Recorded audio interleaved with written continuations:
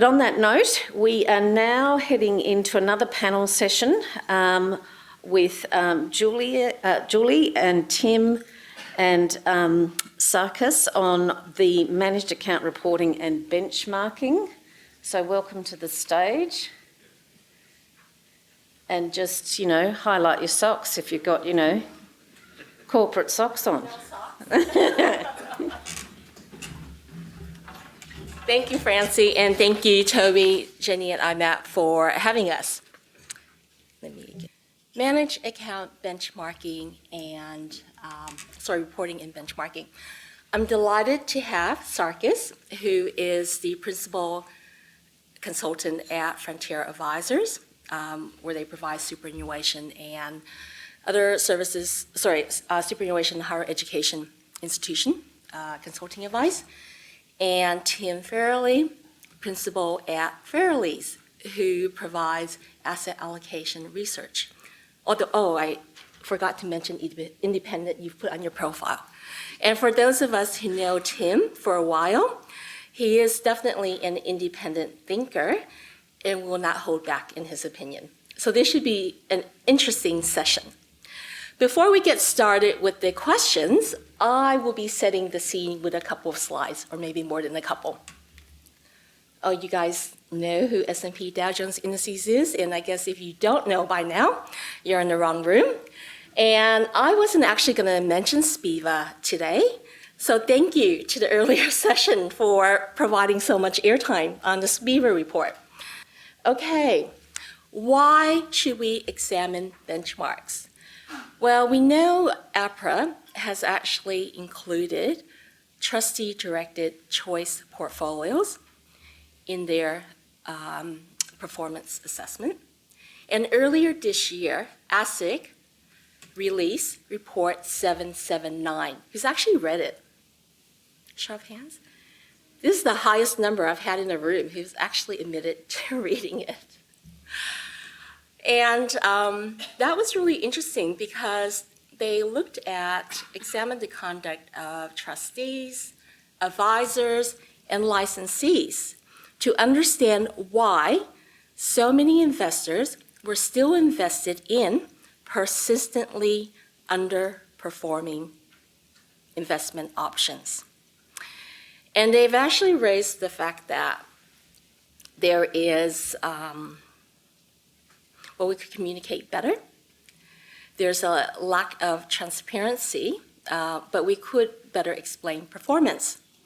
But I thought it was really interesting how ASIC found there were so many clients in persistently underperforming portfolios to raise it as a concern and to write a paper about. Because if we look at the quote up here, ARC, Asset Risk Consultants in the UK, they're quoting that up to 94% of wealth managers claim to deliver first quartile performance. And we know, I don't need to be good at math to work out that 94% doesn't quite equate to top quartile. And why is that? Well, I guess because there are different criteria being used to assess benchmark performance. It does make a difference. Just a really simple example here. We've looked at a balanced portfolio using domestic assets, 50-50, equities, and bonds. And you can see, and we've also looked, so we look at the market performance, which is the orangey red line.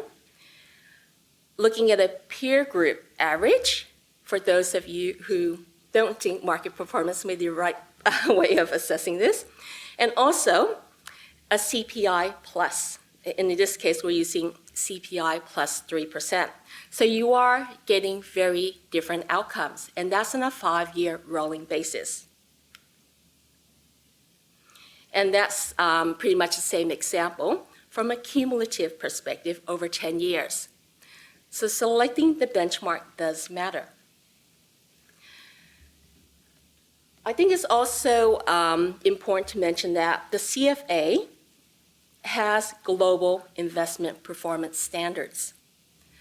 And they provide recommendations which are used by asset managers and asset consultants in determining which benchmarks and indices are utilized. S&P Dow Jones Indices does not determine that, although we have about 1 million indices they can choose from if they wanted to find one. And the CFA has various papers to dig a little bit deeper into the guidelines to look at how these can be applied in more practical situations. What is appropriate and valid for a benchmark? And they've actually listed a number of criteria here. So this is according to the CFA. It should be specified in advance, relevant, measurable, unambiguous, representative, accountable, investable, and complete. And we'll discuss that a little bit in a bit more detail in our panel. These are the main types of benchmarks. So we have market, we all know what that is, target returns, that includes your CPI plus, peer group, and custom, which can include composite benchmarks of market indices. These are the main categories. And what's really interesting is IMAP conducted their annual awards, and the winners were announced recently. And submissions in the balance, for the balanced portfolio, for the main award, use a balanced portfolio. I believe, was it about 20 plus submissions in total, Toby? The 20 submissions had 10 different benchmarks being utilized. That's actually quite a wide selection.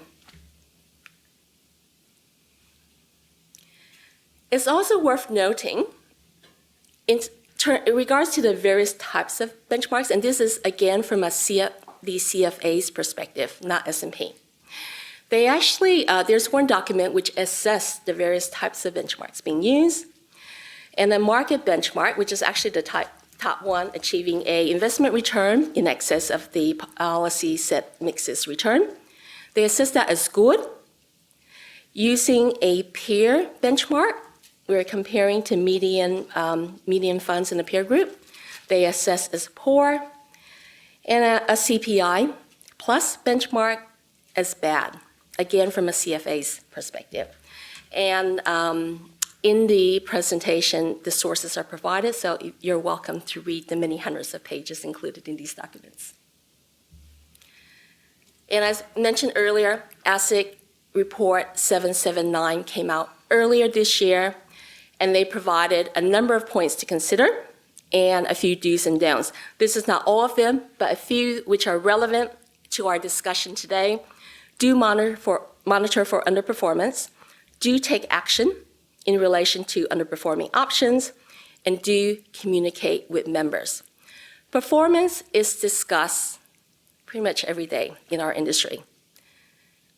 But performance, not just performance, it's relative performance. Are we outperforming or underperforming? It's all relative. It's relative to the benchmark. And I should also make a point in regards to ASIC report 779. If we're going to come out and say, well, ASIC's chosen the wrong benchmark, ASIC actually used the benchmark that is disclosed in the manager's own PDS. Let's start our discussion. Let's start with the basics. I'm a pretty basic person. Let's revisit what is the purpose of a benchmark and what should we be aware of when selecting a benchmark. And I believe we would like to have this slide in the background while we are discussing this. Who would like to go first? I'm happy to start off. I think this is the fundamental question, and quite often in my practice, we'll say, well, what benchmark will we use? And the question I ask, well, what do you want a benchmark for?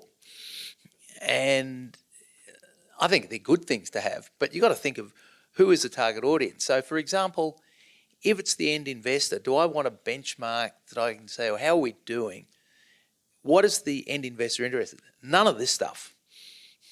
No interest whatsoever. And so for the end investor, I think most of the time they're kind of going, oh, is the person who's giving me advice a donkey or not? And as long as the returns are close enough to what everyone else is doing and they like the advisor, That's all they want to know.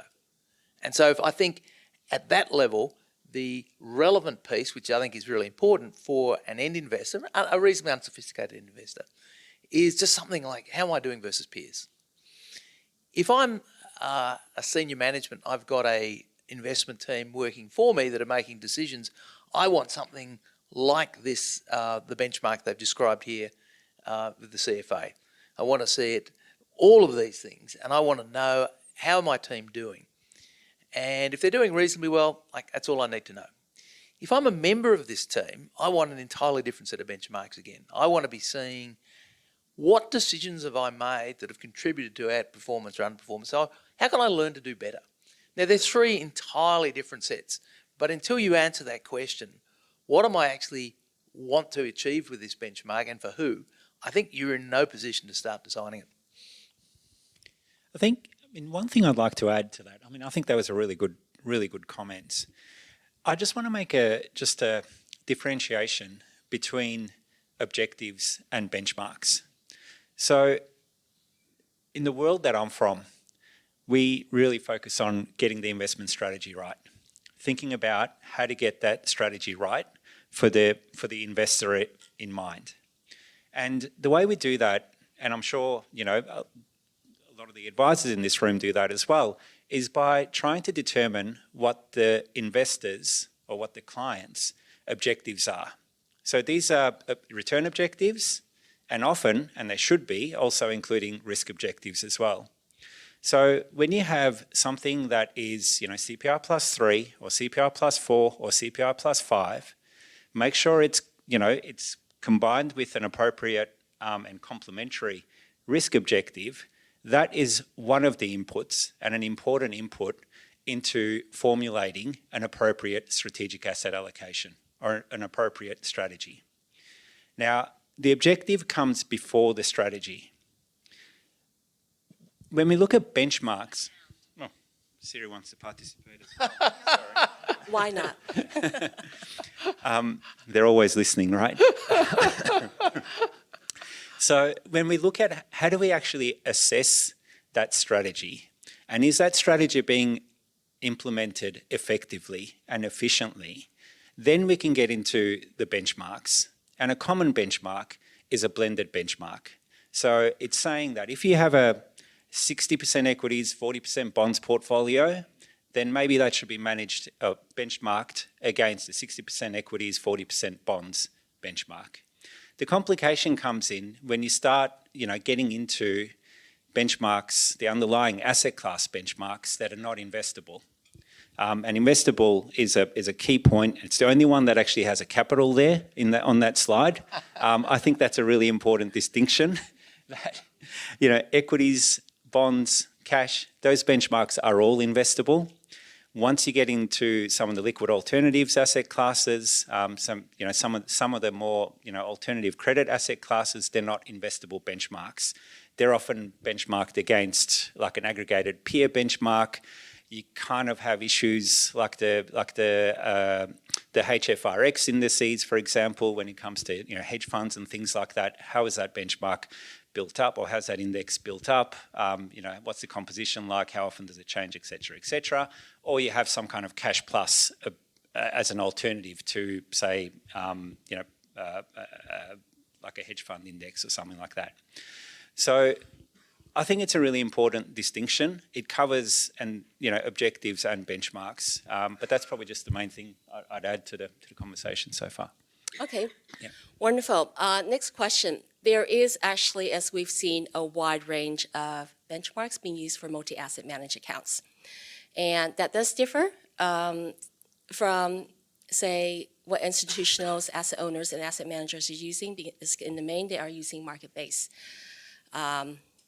indices as their benchmark. What are your thoughts on the current state of benchmarking in managed accounts? My difficulty with it is I don't think a lot of people who set up these benchmarks thought what they're trying to do. So there's this whole range of things and they don't know what to do with them. It's like, we need to have a benchmark. Oh, yeah. What will we use? Oh, why don't we use that one? if I'm trying to get better as an asset manager and I'm comparing myself to a peer benchmark, well, who knows what they're doing?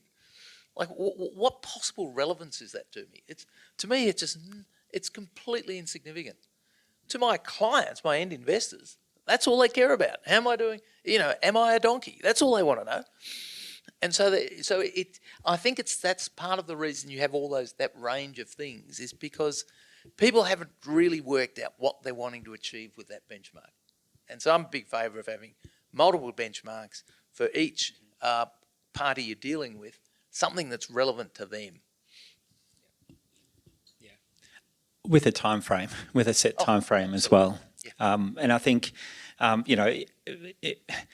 there's a benchmark and then the deviation from the benchmark. Once you deviate from the benchmark, there's a time frame over which to assess that. So, assessing the performance of something based on a 12-month period when it ought to be over a full cycle is probably not the right way to do it, in my view. Only probably? Here's one I'm going to ask the question here. Accountable. This is a really interesting question. You set up benchmarks for people and then you say, well, what if we don't get there? What are we going to do about it? And they just look at you blankly. Because if it's my investment committee, the last thing we're going to do is fire ourselves because we think we're doing quite a good job. Okay, it's not quite working out as well as we... So what are you actually going to do with this thing? I think is something, again, that people don't spend nearly enough time thinking about. Yeah, I agree. So you fire yourself? You don't fire yourself, but I think you do have to be open to firing in some cases. When we get to the manager space, potentially firing managers that are outperforming for the wrong reasons. So, we heard from Alan Gray this morning. My table mates are from Alan Gray. If I was a researcher and I saw Alan Gray's performance, Alan Gray is a very well-respected, contrarian, value-oriented investor. If I saw Alan Gray's performance start to look like a Hyperion or other, growth-based investors and saw Alan Gray outperforming at a time when every other value manager is underperforming, I think that's a strike. And Alan Gray's not doing that, and that's really good, but that's an opportunity, or not opportunity, that's a reason to fire an outperforming manager, because that manager, by deviating from its philosophy and its style, is introducing additional risk into your portfolio. That portfolio, if Alan Gray is paired with a growth manager, you've got too much growth in your portfolio now, and looking forward, which is the direction we should all be looking at for our clients, it's a big risk, and that risk needs to get addressed and rectified. Now, all of this is news to ASIC. Have a look at this paper. It's kind of extraordinary. For anyone who's been around this industry for more than, any number of years, what is the one thing we know that ASIC insists about past performance? It's a poor guide to future performance. Well, they have flipped 100%. There's a comment in there, this is an exaggeration, but not much, which is basically saying, we are shocked to learn that some research houses place only a 20% weight on past performance when they select managers. Shocked. This is a big change for them, and they haven't explained any of this. And the other piece, and Julie knows this all too well, from the SPIVA data, what do we know about past performance? Who's been top quartile in the last 5 years? How many of them are top quartile in the next 5 years? Hardly any correlation. So it's like the data is really, really clear that past performance is in fact a very poor guide to future performance, but for somehow ASIC appears to have changed their mind on that one. And it's interesting, the comment is to not don't overly rely on the research houses, but then where do you actually get a good source of data? Why not outsource to the experts?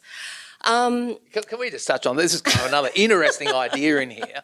They're saying that advisors over-rely on research houses. So in other words, in addition to all of the other work you have to do, getting across tax laws, understanding clients' needs and so on, you've got to know more about a product than the research house does, where there's one person who spends all day, every day on that particular type of managers. You're somehow meant to know more than they do. is one of their new ideas. I find it extraordinary. Anyway, we'll leave them alone. Okay. So are you advocating for a standard set of benchmarks that multi-asset portfolios should be using potentially? Absolutely not. 100% in the opposite direction. Benchmarks must be relevant. I think that's really important. And what's relevant for one party will be completely different for another party. So the idea of trying to force everyone into one particular rigid standard, I don't like it. I mean, I do want to bring up just the case of New Zealand Super here. So New Zealand Super is a bit like the future fund for New Zealand. They're investing, the future government liabilities for future pensions. And what they actually do is they take the benchmarking to a real sort of fundamentals basis. And they've got a $70 billion portfolio. This is extremely sophisticated. They're a very, very sophisticated bunch, investing in a whole bunch of asset classes all over the world. But what they do is that they say that we're trying to beat 80-20, 80% equities, 20% bonds. They don't get too cute, they don't get too complicated, and they say that if we can't beat this relatively simple index that anyone can buy almost for free, then all this complexity that we're doing, all these fees that we're paying, all these staff that we're hiring is all for naught. So I'm not suggesting everybody go and find out your growth defensive allocation and benchmark to that, but almost have that as a sense check. The clients of the people in this room should be saying, well, I've got an 80% growth portfolio. I should be performing an 80-20, I should be outperforming an 80-20 benchmark, and has my portfolio outperformed that? So we should all hold ourselves accountable to that very, very simple basic benchmark. And what do we do if we don't meet that? Do we fire ourselves? This idea of holding ourselves accountable, and I don't see anyone resigning. What is actually happening here? It's, I don't know. I'd like to know what we mean by accountable. And then all of a sudden it makes it because I think it should be accountable, but to what and for how? And the average mum and dad, like if you're 1% behind an 80-20 benchmark, they don't care. They just don't care. They just want to know, am I going to have a comfortable retirement? And if the answer is yes, it's like, great. Although we may not have formal firing, you don't get resignation papers, but in effect, fund flows do fire fund managers. And we look at survivorship bias in SPIVA in over 15 years, depending on the category. You may have 50% of fund managers who no longer exist, over a 15-year period. And, over 1 year, it might be about 7% or 10%. Okay, are there any questions? Hi, Paul. Tim. How are you going? I'm in the glare of the great sunlight here. I can see you. I think those benchmarks, if we can go back to them, I think they do reflect exactly what you were saying, Tim. These are, to me, when I looked at those benchmarks that were on the list, they were benchmarks, they were the end client benchmarks. They weren't the internal, what are we comparing ourselves to? And I think they do reflect the things that you were talking about. So there was CPI plus 3. That's because I want a real return of a certain magnitude. There was the peer group benchmark, which goes to your point. Am I a donkey as an investment manager, or am I roughly there in terms of versus a peer of balanced managers or so forth? So to me, those benchmarks do reflect a range of thoughts by investment managers or advice practices who are using these as to what's appropriate to the client needs. So the question there is then how do we in the industry balance that between what you're saying as measuring against ourselves internally and conveying whether we're actually really good or not, as opposed to whether we're just not a donkey? Because there's not being a donkey and then there's being better than what the average, or being better. We don't want the weakest, we don't want the least weakest, but everyone wants to improve and enhance. How do you kind of blend those together in conveying that to the client or internally to advisors or whatever? It's hard. I mean, and part of the issue, which I simplified the world, which was effectively, I'm running an SMA and I'm in an advice practice was the mindset I had. And then I've got clients and then I've got management. But in reality, there's the other party, which is if I'm running an SMA as a third party where an advisor appoints me, well, then all this other stuff, those sort of benchmarks, the CFO ones, start to become much more real. Because as an advisor, yeah, you want to know that your manager's doing pretty well. And just versus the average is it's kind of okay, but you ought to be looking a little bit harder. Other questions, because I think this session actually starts to address one of the points which is absolutely fundamental to the development of advice and, by implications, managed accounts. Thanks. There's a couple of issues that make assessments and judgments about performance really difficult in this space. One is the transparency of the return data around managed accounts, because it's not just, one portfolio. It's like, what's the return on net wealth versus, Hub24 versus blah, blah, blah. And is it a model, is it a, paper portfolio, is it real money, etc.? That's one issue. Another one which I think is more troubling is labels. When you say, I've got a balance fund and I'm going to compare it to balance funds, well, you look at 100 balance funds and their asset allocation to growth assets are going to be 50, 60, 70, maybe even higher. So what are you comparing against? Because if you believe that growth assets in the long run outperform, then the 70% benchmark funds are going to outperform just because they're 70%, not because the managers are doing anything, spectacular. So I think the murkiness around the labels that are slapped on these risk options creates real problems for identifying, who's really bringing skill to the game as opposed to something else. So I guess I just see what your sort of comments around that are. Yeah, I think that's a really good point. And I think, like you said, the more risk you take over the long term, the better your performance should be.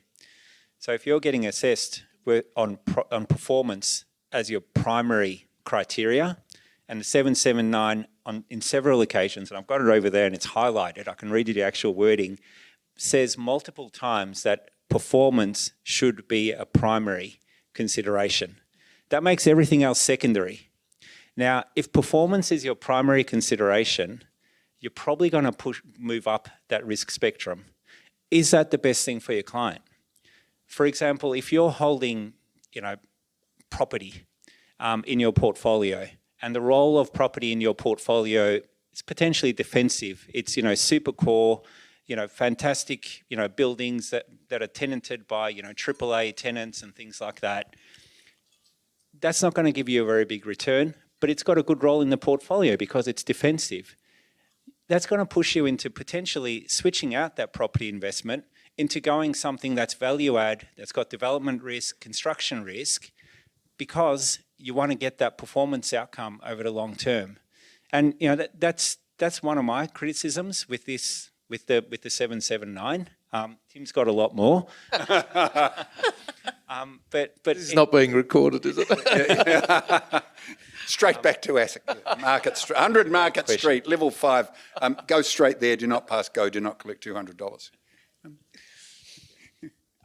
And look, just to add to your point is, your example of the 80-20 New Zealand fund.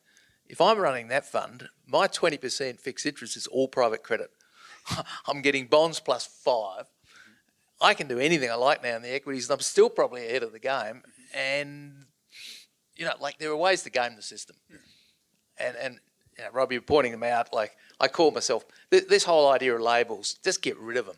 I think the job of the advisor is to identify what's actually in the portfolio and line the client up with that. Forget the label. Part of the problem with the labels is if you're an investor, you go, I'm a balanced sort of person. Well, if you're talking to Vanguard, that's 50-50. If you're talking, I think Rest is 95. And they both got the balance tag on it. It's and people identify with it. So I like the cold hard numbers. Ritesh wouldn't like that, but give us a cold hard. Give me a portfolio of 4.